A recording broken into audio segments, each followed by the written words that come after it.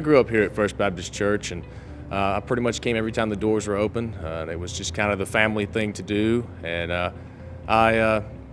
it was kind of just, I started coming, and I had a lot of friends here, and it was a great time. I learned a lot, but I never was rooted in the Word, and I really never felt like I really understood anything. I knew all the answers, but nothing was really real to me.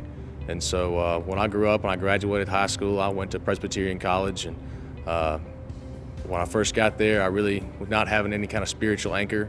There was a lot of pulls out there, a lot of temptations, and I really felt like if there was something out there that I hadn't tried yet, then I don't see any reason not to try it. And I got involved in the fraternity life and got pretty heavily involved in drinking with my buddies, and had a lot of fun doing that. But after a while, I just kind of realized there wasn't really any contentment in that. There was no long-term goal. There was no long-term benefit for any of that for me or anyone I know. And I had a lot of dark times. I had a lot of times where really it was just about me and doing whatever I could do to feel good.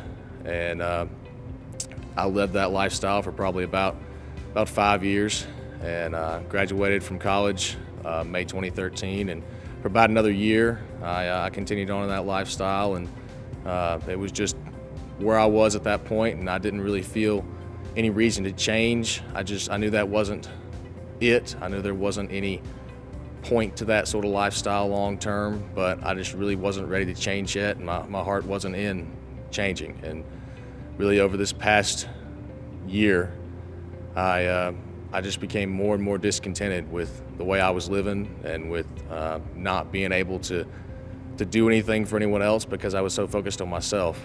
And back in June, I went on a trip with Merge, the college ministry here at First Baptist, and we went to an Atlanta Braves game. And during that game, a friend turned around and we started talking, and we talked for probably about 4 hours that night, and really just started building a relationship with that friend. And I really started coming back to Merge just because of that relationship. And I felt the power of one by being here, listening to Phil's message.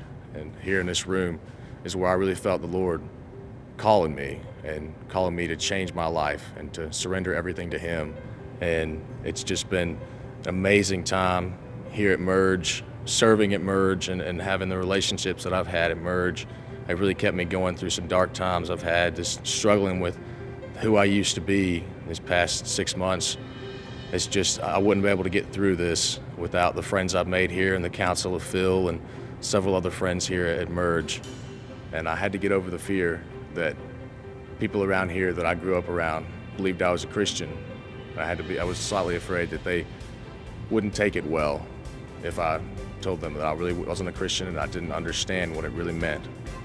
But when I finally got over that fear, I made the decision to give my heart to Jesus, and it was the best decision that I ever made.